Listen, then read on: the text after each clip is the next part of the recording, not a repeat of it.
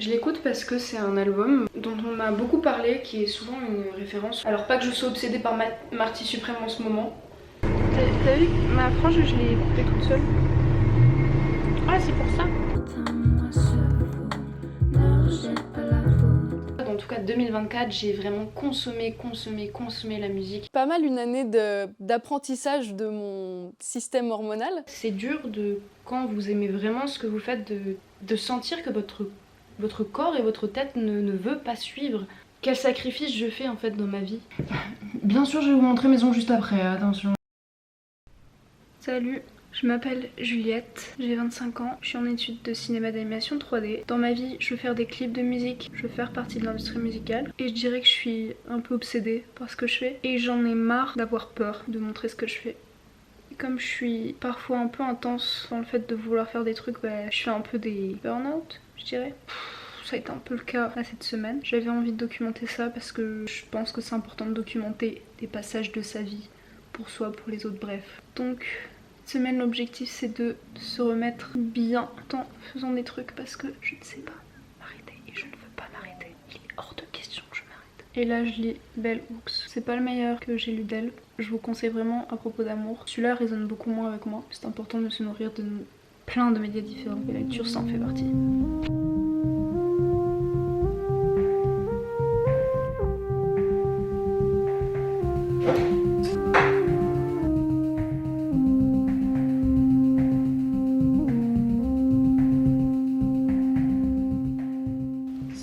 J'écoute Plantasia de Morgarçon, je sais pas comment on prononce. Je l'écoute parce que c'est un album dont on m'a beaucoup parlé, qui est souvent une référence. Je me le suis mis ce matin en allant à la salle de sport. C'est parfait parce qu'il dure 30 minutes, donc c'est vraiment le temps minimum que je mets pour faire un run. Pour le moment, ma chanson préférée c'est Ode to an African Violet.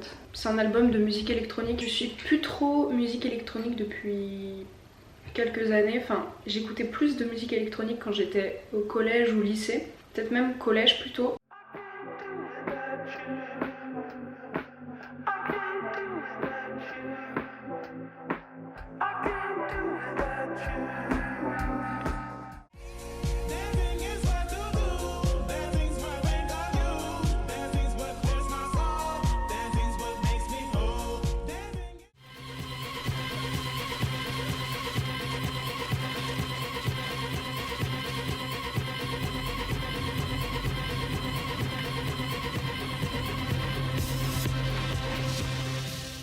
Mais c'est vrai que l'électro c'est quelque chose qui me touche quand même beaucoup moins aujourd'hui. Et ce matin j'ai pris vraiment beaucoup de plaisir à écouter cet album. Il y a un côté très rassurant je trouve, très câlin vibe dont j'avais besoin. Et en même temps il a ce côté organique en étant de la musique électronique. Je pense que c'est notamment par rapport aux airs, je sais pas trop, mais il y a quelque chose qui me touche pas mal dans cet album. J'ai un petit peu me renseigner parce que en fait cet album me fait un peu penser à la bande originale de Marty Suprême. Alors pas que je sois obsédée par Marty Suprême en ce moment. All of my heroes are table tennis players. Zoran Primorac, Jan Ovi Wagner, Wang Tao, George Rushkoff, and of course Ashraf Helmi. I even have a life-size poster of Hugo Hoyam on my wall. La bande originale m'a vraiment marquée. Il y a un peu de ces airs-là dans le sens où c'est de la musique électronique, mais il y a quelque chose qui me fait penser à ça, je sais pas vraiment vous dire quoi, j'ai pas vraiment les termes. Café est prêt. Bref voilà. Et c'est un album qui est parfait pour aujourd'hui. Parce que je suis pas au top. Enfin, ça va. Everything is fine. Anxiety has been hard ces derniers jours. Et du coup j'ai un peu une semaine pour cool down, pour essayer de gérer tout ça. Et là je suis contente, aujourd'hui il fait beau, ma mère vient me voir sur Lyon. Et j'ai un peu je sais que c'est une semaine que je devrais prendre pour juste ne pas travailler, mais j'ai un peu de travail à faire, de montage, which is ok pour moi. Ça fait partie aussi de mes activités, enfin de ma passion, des trucs comme ça, donc c'est cool. Nouvelle manière de faire des cures. Anyway.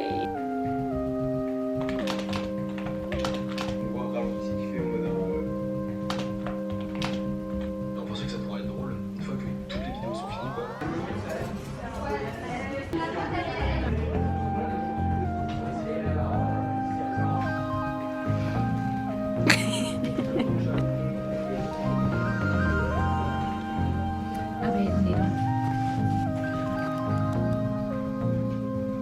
mais celui-là il m'intéressait bien.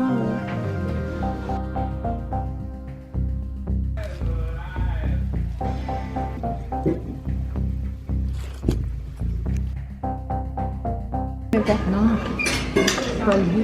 Bah ça a le goût de thé quoi. C'est du thé. Ouais, mais du thé qui sent rien. C'est amer un peu. Ouais. C'est du thé vert. Mon dernier morceau que j'écoutais, mais en courant. Ah c'est quoi?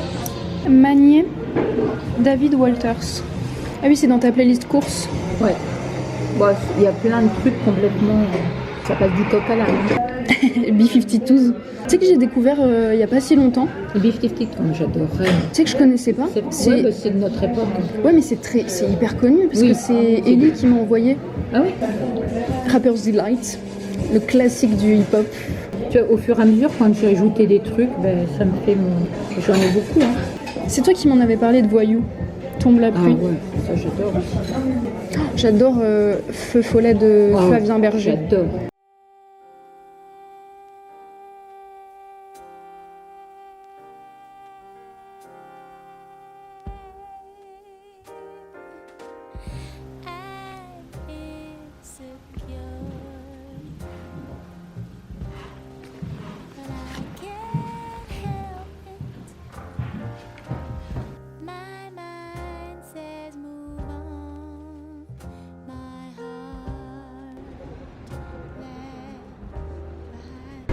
T'as vu ma frange, je l'ai coupée toute seule. Ah, c'est pour ça. Super. Ambiance. Mais là, t'as un creux là. Bah, elle était où? Elle était sous le sourcil, ouais. Et j'aime pas. Il va te la désépaissir là, elle est trop épaisse. Ouais, elle est trop épaisse. Mais j'aime pas quand on voit pas mes sourcils. Hein? Mais elle est trop épaisse. Elle peut pas tout faire, hein, tu sais.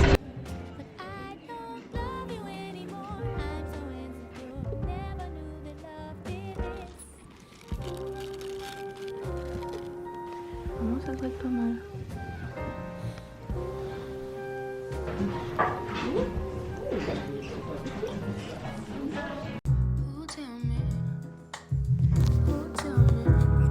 C'est si facile de rendre la peine des autres.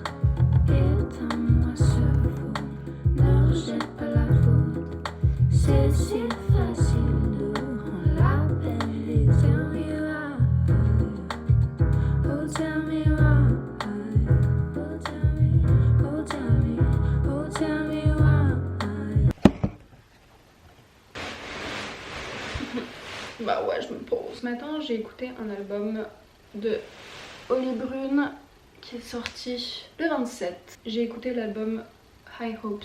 C'est vraiment le style d'album, je pense, que j'attends en tant que nouveauté. Je dirais que Oli Brune fait quelque chose qui s'apparenterait peut-être à de la funk. J'ai beaucoup aimé ce projet parce que je trouve qu'il y a des influences d'encore autre chose par rapport à ce que j'avais pu écouter d'elle auparavant ou qui était beaucoup plus faite pour danser. J'adore le morceau d'intro qui s'appelle Stars Align où elle répète en boucle I Believe in Miracles. C'est quoi? I Believe in Miracles. Il y a un autre titre, j'ai l'impression. Je crois que c'est ça.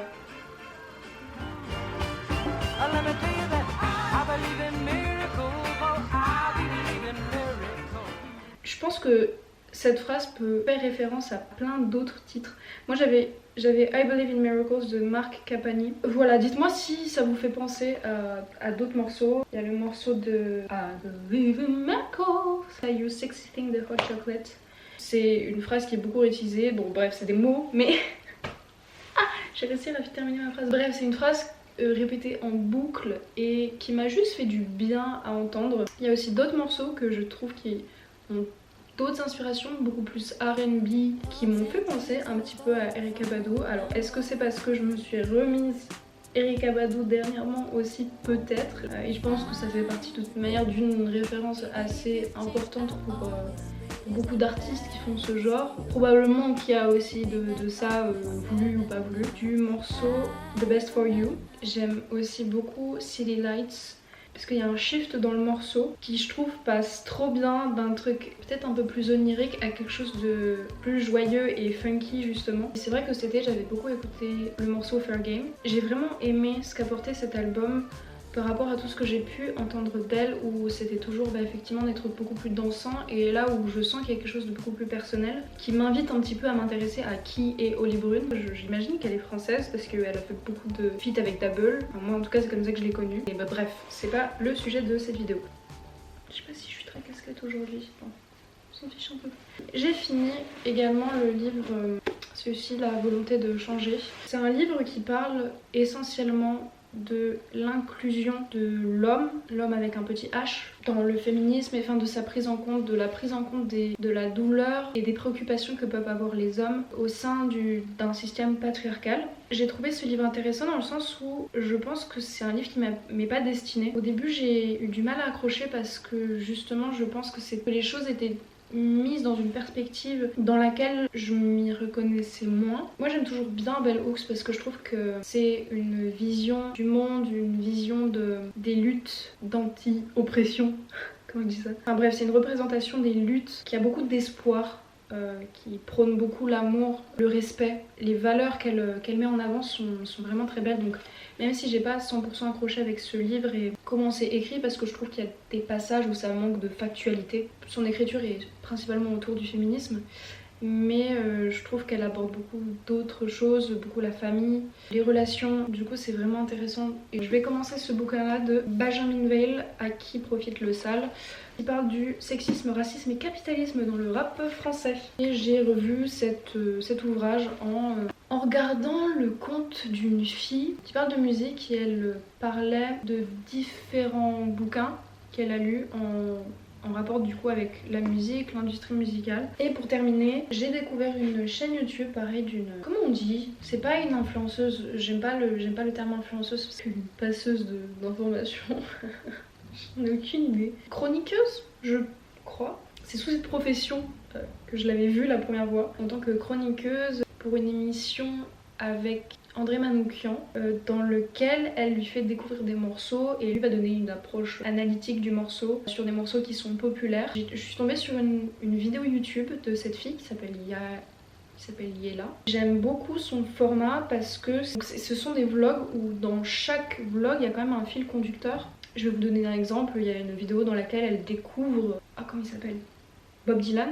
Elle connaît l'artiste mais ne connaît pas du tout sa musique et essaye de comprendre pourquoi elle n'aime pas cet artiste. Je trouve que c'était énormément inspirant aussi, enfin même pour moi, de mon approche que j'ai de YouTube et des vidéos, d'un peu plus se lâcher, de juste de parler de ce dont j'ai envie de parler. Elle parle de culture mais en s'oubliant pas là-dedans, parce que c'est un peu la crainte que j'ai, je vous avoue, en faisant des vidéos YouTube, de vouloir afficher un contenu qui est quand même assez lisse pour me protéger, parce que j'ai aussi envie de protéger mon intimité, parce qu'il y a plein de choses dont j'ai envie de parler, mais en même temps pas envie de tout dévoiler de moi, et en même temps j'ai pas envie non plus de me conformer à une image toute lisse et tout, même si c'est d'abord pour moi. Bref, j'ai commencé à me renseigner sur le TDPM, le trouble dysphorique prémenstruel. Je ne sais pas s'il y a des personnes qui regardent cette vidéo qui ont des informations à propos de ce trouble, auquel cas je serais très intéressée d'avoir de discuter ensemble tout simplement, parce que dans une vidéo que je n'ai pas sortie, qui était mon Trike ID de 2024, il y avait un son PMS de Bonnie Banane, artiste française exceptionnelle, mais bref. Son numéro 1. Uno. Ça va être un son de Bonnie Banane, El Famoso, qui s'appelle PMS, Prémenstrual Syndrome, parce que cette année, ça a été pas mal une année d'apprentissage de mon système hormonal, où j'ai découvert plein de trucs, et juste une sensation qui est pas hyper cool, qui est le syndrome dysphorique. Du coup, c'est un son que littéralement j'écoute, je pense, tous les mois, parce que je trouve qu'il traduit trop bien ce qui se passe intérieurement. La meuf est trop incroyable, elle expérimente de fou, elle a trop d'influence et je trouve que c'est trop une inspiration sur plein de points. Donc... Oops, ouch, never been down like that. Oops, ouch, never felt shitty like that.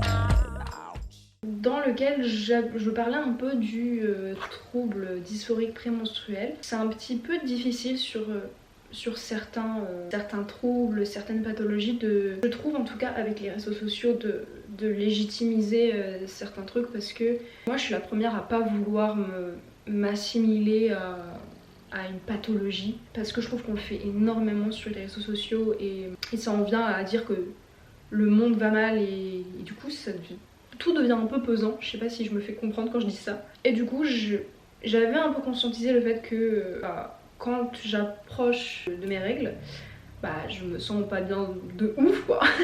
J'aimerais bien savoir s'il n'y a pas des solutions parce que c'est difficile tous les mois, parce que ça... Bref, j'ai tout un background avec les menstruations et c'est un sujet dont j'aimerais vraiment beaucoup parler sur ma chaîne.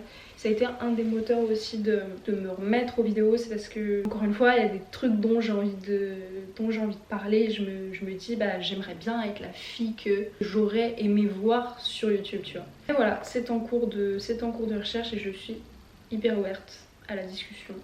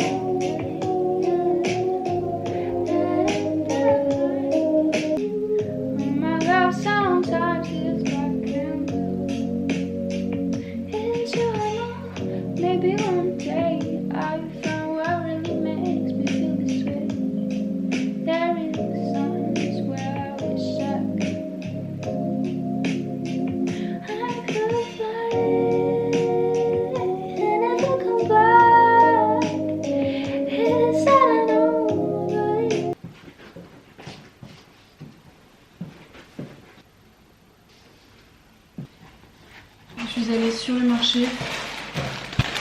Je sais pas, pour les personnes qui ont l'habitude d'aller sur le marché, est-ce que vous trouvez que c'est moins cher? Alors c'est à chaque fois un comparatif que je n'arrive pas à faire sur le long terme, je n'arrive pas à être consistante là-dedans. Aussi mentalement c'est cool d'avoir un contact humain, etc. Il commence vraiment à faire chaud. Du coup je pense que je vais marcher un petit peu, je vais aller au musée. Ça fait longtemps que je me suis pas fait comme un date solo en allant au musée. La dernière fois que j'y suis allée, c'était pas au musée, c'était une exposition, c'était Tout le bleu du ciel, ou le bleu du ciel, un lieu d'exposition à Lyon, principalement photographique, enfin je crois que c'est uniquement photographique. Là j'aimerais bien aller au MAC, je sais pas ce qu'il y a actuellement, et j'aimerais bien écouter le deuxième mouvement de A Jeune Crack qui vient de sortir. Et n'hésitez pas si vous avez des commerces de proximité. Mais j'essaye maintenant, déjà je ne commande plus sur Uber Eats.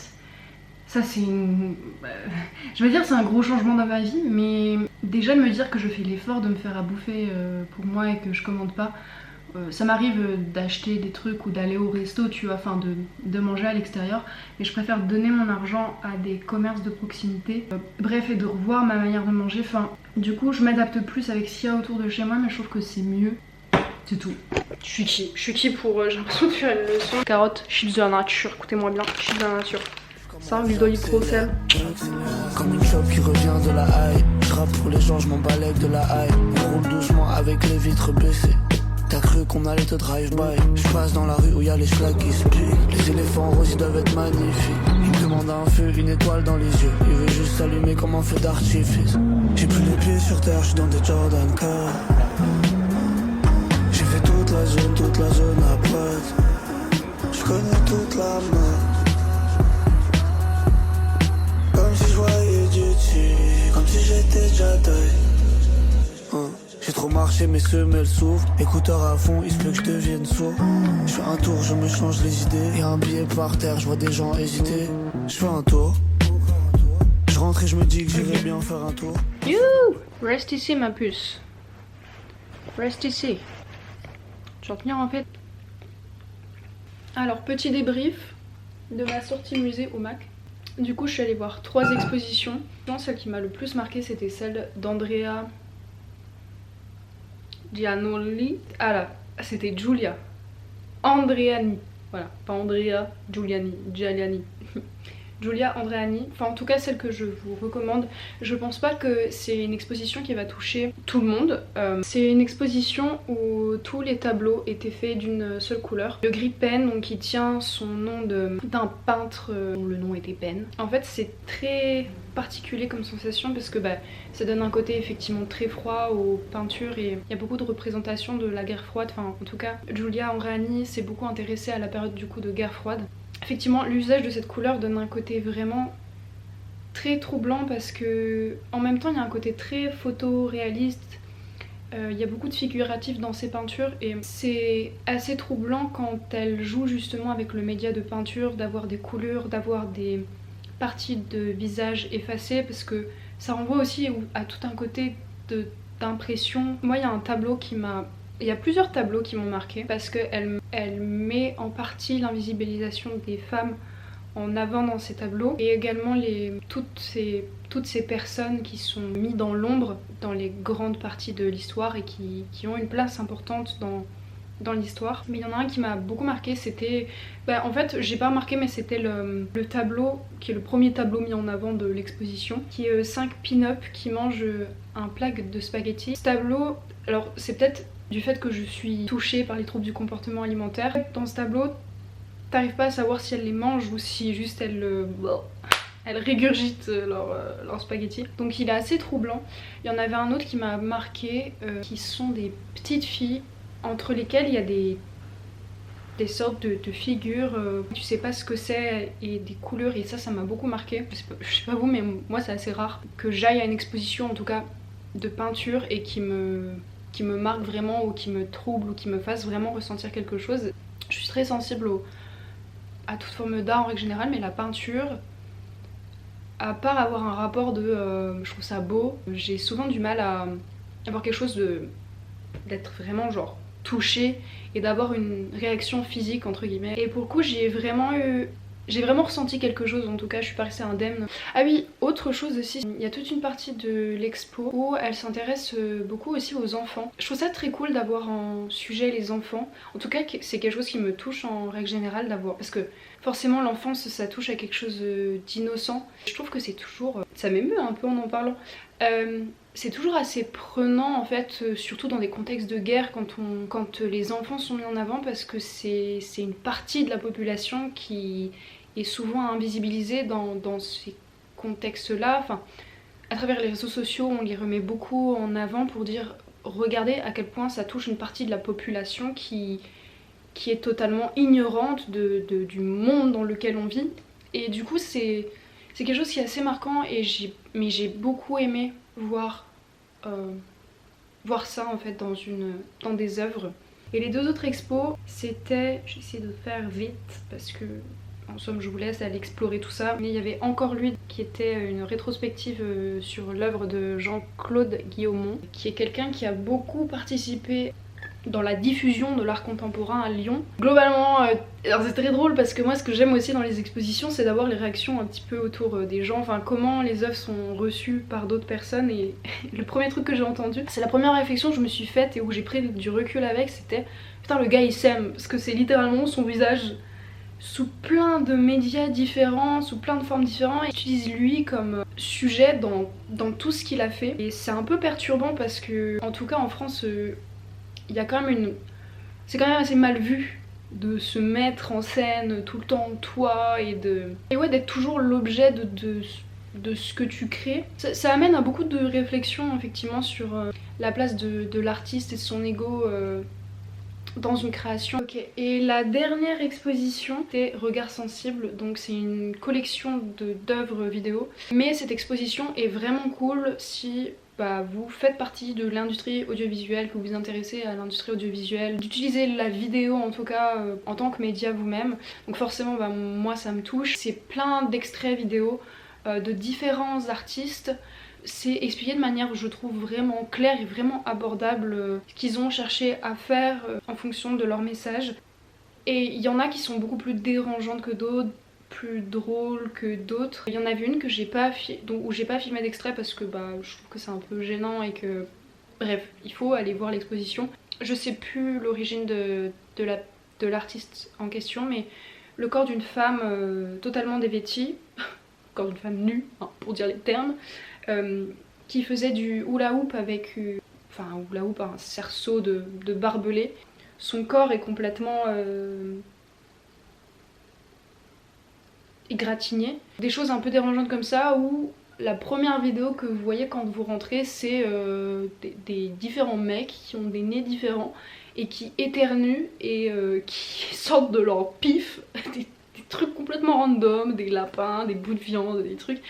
Je trouve qu'en tout cas cette exposition, vous allez forcément trouver des extraits qui vont plus vous toucher que d'autres. Moi il y en a un qui m'a happé particulièrement, et l'œuvre s'appelle Mirror Light, et où celui qui tient la caméra a en fait un miroir dans lequel il va refléter le soleil sur les visages des passants, et en fait à chaque fois vous avez les réactions des passants parce que automatiquement ils cherchent à savoir d'où vient cette lumière là, et du coup après ils voient qu'ils sont filmés et ça amène à des réactions différentes, et la plupart du temps c'est des réactions qui sont assez cool. Et je trouve que c'est vraiment cool d'inclure les personnes autour comme œuvre et de capturer des petits moments comme ça hyper honnêtes en fait face à toi téléspectateur, et où je trouve qu'en tant que téléspectateur tu as la réaction comme si c'était toi qui projetait cette lumière en fait. Et bref, j'ai beaucoup aimé ce truc de miroir qu'il y avait et hyper touchant, et qui pareil m'a ému tout simplement. Mais voilà, et j'ai écouté le deuxième mouvement de H Jeune Crack que j'ai fortement apprécié. Pour être honnête, j'ai pas écouté le premier mouvement avec autant d'attention. Je connais les morceaux mais plus de manière détachée. Déjà de ce que je connaissais de lui, il y a une créativité, une inventivité qui fait du bien en fait à entendre sur la scène rap française. C'est marrant parce que pendant mon trajet en fait j'écoute du coup le morceau Jordan 4 et surtout je continue à marcher et j'étais en train d'écouter le morceau d'après, Kodak Black, et je vois une paire de Jordan rouges. Je trouve ça drôle, certains penseront aussi, d'autres non, moi je trouve que c'est une belle coïncidence.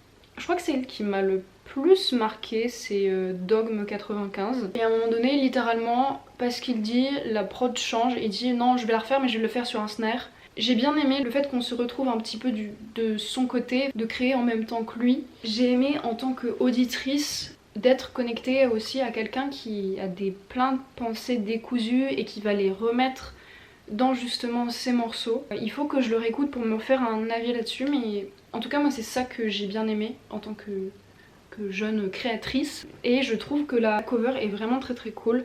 J'ai vu que c'était un ou une artiste, je ne sais pas, qui fait du crochet je crois, et qui est un peu inconnue au bataillon, comme Théodora ou d'autres artistes actuellement. Je trouve que ça fait vraiment du bien qu'il y ait des gros artistes comme ça. Enfin, moi je considère qu'H Jeune Crack est un gros artiste dans la scène dans laquelle il est actuellement. Je trouve ça vraiment cool qu'en fait les artistes de notre génération font comme ils devraient faire, c'est-à-dire aller chercher des artistes qu'ils aiment pour venir collaborer.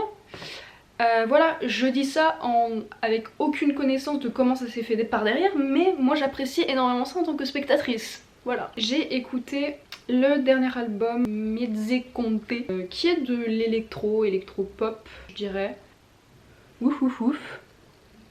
Et c'est amusant parce que je disais précédemment que je n'écoutais plus d'électro depuis un certain moment, et après avoir écouté ce projet, je tiens à vous dire que c'est faux, que j'ai menti. Parce qu'en fait je me rends compte en écoutant ce projet que l'électro aujourd'hui est vraiment partout, et ce serait un peu... Ce serait effectivement mentir de dire que j'écoute plus d'électro. J'ai pas trouvé un certain lien entre les morceaux, et je m'y connais certainement pas assez pour exprimer la cohérence qu'il y avait derrière ce projet. Il était assez agréable à écouter. Après j'étais dans un fil de pensée donc j'ai pas fait attention à tout. Je crois que celui qui m'a le plus marqué c'était Canada. Je pense pas que c'est un album que je vais particulièrement réécouter parce qu'encore une fois je suis pas une grande auditrice d'électro. Je trouve que c'est un chouette artiste à découvrir si vous aimez l'électro et l'électro pop et un peu tous ces dérivés, hyper pop, tout ça. Je balance ça, vous irez écouter, vous vous ferez un avis vous-même pour savoir si je dis des conneries. Pour finir, j'ai écouté le dernier album de Yanis qui s'appelle Do Not Disturb D&D, que je n'avais pareil pas écouté en entier et j'avais juste entendu sur les réseaux sociaux présidentiels, et j'avais déjà découvert auparavant le morceau Pyramide je crois. Non, c'est Bara, parce que le clip a été réalisé par Léa Esmaili, je crois que j'en ai déjà parlé, je ne sais plus, qui est une française, et Léa Esmaili qui a collaboré déjà auparavant avec Yanis. Je trouve que les clips de Yanis sont vraiment d'une créativité folle, c'est un plaisir. Moi je suis grande consommatrice de clips, j'adore ça. C'est pas pour rien que je vais en faire. J'ai trouvé l'album cool, qui s'écoute très très bien. Je pense que c'est un album que je vais potentiellement réécouter parce que je trouve que l'écoute est facile. Il a beaucoup de morceaux où les prods sont hyper entraînantes. J'ai un petit coup de cœur pour Big Shot et Présidentiel parce que c'est des morceaux qui bougent pas mal. J'aime bien la prod de Pas du genre à Guinguin. Je suis moins touchée par les paroles. Je suis moins rentrée sur ce projet par rapport au projet d'Asian Crack. Ça ne se compare pas, ce n'est pas le même style à l'écoute. Je vous laisserai aller écouter, c'était mes petites écoutes du jour et je pense que c'est tout. Aujourd'hui je me suis nourrie de pas mal de choses. Il s'agirait de ne pas faire un trop plein de médias parce que c'est un peu la facilité effectivement de juste écouter plein de trucs, découvrir plein de trucs et avoir envie de manger encore plus de tout ça, sachant que ce matin j'ai continué le livre là de Benjamin Veil. Bref, sachez faire attention à prendre le temps de consommer ce que vous consommez. Bah parce qu'après vous ne retenez plus rien, et c'était aussi ce qu'évoquait l'exposition de trucs sensibles là. L'exposition Regard Sensible. Aujourd'hui on est happé par un tas de trucs et c'est très difficile en tant que consommateur, en tant que spectateur en fait d'être marqué par une image aujourd'hui, même en termes de musique et tout. J'ai remarqué qu'il y a une période, en tout cas 2024, j'ai vraiment consommé la musique, à vouloir découvrir plein de trucs, de vouloir aussi savoir ce qui me touche et tout, et de me questionner aussi dans la place que j'ai autour de ça, de qu'est-ce que je veux montrer, qu'est-ce que je veux apporter, parce qu'il y a déjà une quantité de choses qui est énorme avec les réseaux sociaux et tout, et ce qui est trop bien parce qu'il y a encore plus de gens qui l'ont mis en avant, mais bref c'est tout un débat. Mais moi je vous invite à consommer en conscience, à aller soutenir des petits artistes, voilà, la scène française émergente, tout ça. À plus tard.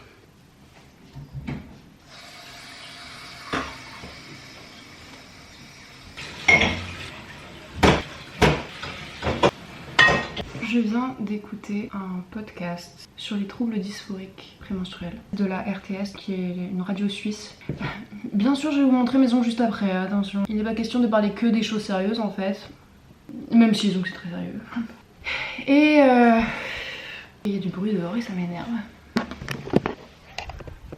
J'ai très peu dormi donc je suis un peu à la chaise. Je suis agacée. Vous savez, je suis agacée. Je suis agacée. Attention, ça va me saouler. Bon, tant pis. C'était ce podcast là de la RTS, donc Radio Suisse, sur le trouble de la dysphorie prémenstruelle. Je sais pas si je recommande ce podcast ou pas parce que je suis encore trop peu informée sur le sujet. Je pense que c'est peut-être une bonne approche pour déjà comprendre qu'est-ce que le trouble de dysphorie prémenstruelle. Là, en attendant de trouver des pistes, en tout cas pour ma part, en fait, ça me met vraiment en questionnement parce que j'ai l'impression qu'une des pistes pour savoir si on est atteint de ce trouble, c'est de traquer vraiment très précisément ses humeurs, ce qu'on mange, etc. Et ça, c'est quelque chose que j'ai déjà fait auparavant, par faute ou pas de perfectionnisme. Et c'est quelque chose qui me fait peur, en fait. Parce que j'ai pas envie avec tout ça de tomber dans de la surinterprétation, dans de la suranalyse de son corps, et en même temps quand je pense à toutes les périodes, parce que j'ai tellement de périodes très bonnes au niveau du travail, au niveau de l'humeur, au niveau de mes relations. C'est dur quand vous aimez vraiment ce que vous faites, de sentir que votre corps et votre tête ne veut pas suivre. C'est hyper frustrant parce que tu te dis mais qu'est-ce qui va pas chez moi, l'impression d'être une ouin-ouin. Et je me dis c'est pas possible avec tout ce que j'entreprends, tout ce que je veux entreprendre dans ma vie. Je suis en mode there's no way. Et je peux encore plus le faire avec ces ongles. Regardez moi ce travail. Non mais c'est quand même sublime. Je vous mets le Insta de la go qui m'a fait ses ongles sublissimes. Mais il y avait une piste dans le podcast qui était évoquée de faire du sport de manière intensive. L'alimentation, l'élimination du sucre, du sel au maximum et du café. Enfin, dans les deux cas, en fait, il y a un truc de contrôle qui me dérange parce que je sais que je suis capable de faire ça, mais je sais aussi que j'ai des antécédents qui me permettent pas de rentrer là-dedans, quoi. Là, pour celles qui se reconnaîtront là-dedans, je suis à un stade où j'ai 25 ans. J'essaie de me calmer. J'ai pas une vie active et je suis confortable dans ma vie. Et je me dis de se retrouver surchargée mentalement par tout ça, par sa qualité de vie.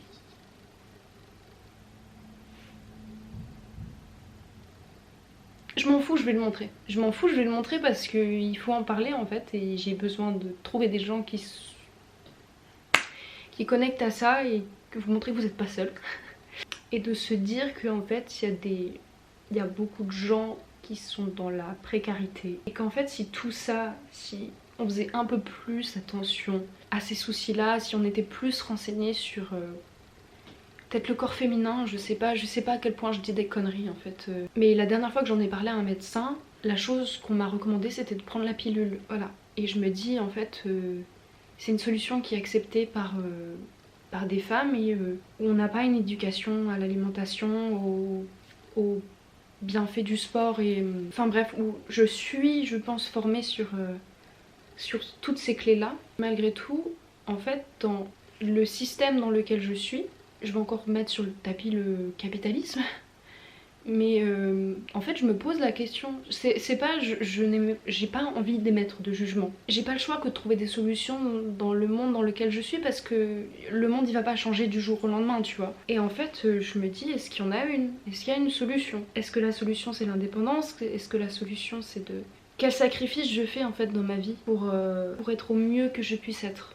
Bref, beaucoup de questions sans réponse, mais j'avais envie de les soulever et d'en parler en fait ouvertement. Il y aura des vlogs un peu plus amusants, j'ose l'espérer. C'était une semaine qui était plus lente, dont j'avais besoin. Je conseillerais à la meuf qui m'écoute, qui se reconnaît dans comment je parle, dans comment tout ce que j'évoque, si elle se reconnaît dans mes intérêts, etc. de vraiment meuf, écoute-toi. Meuf, t'es pas une ouin-ouin. Si tu fais beaucoup de choses dans ta vie et que en fait t'as toujours cette hargne de vouloir faire des choses, t'es pas une ouin-ouin. T'es pas une ouin-ouin, t'es pas une faible. Il y a des gens qui savent et tout est éphémère. Donc je sais que je trouverai une solution. Faut toujours être optimiste, faut toujours avoir de l'espoir. Parce que sinon en fait qu'est-ce qu'on fait?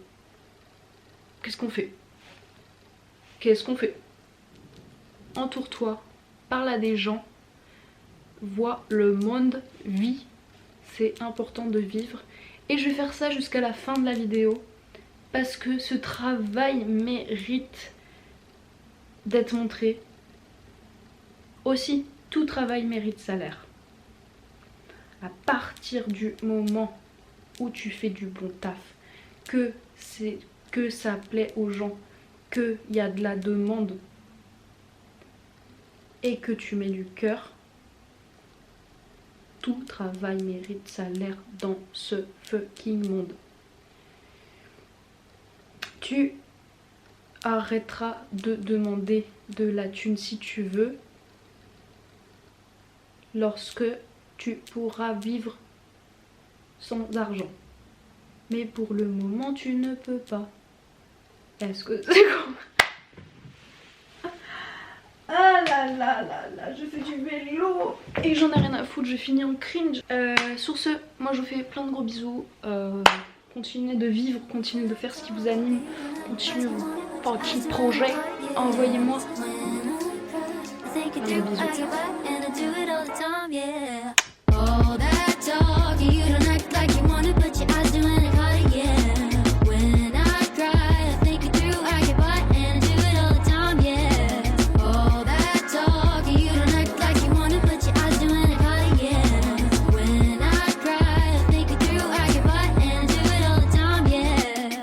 All that talk you say a lot, but I can't hear you.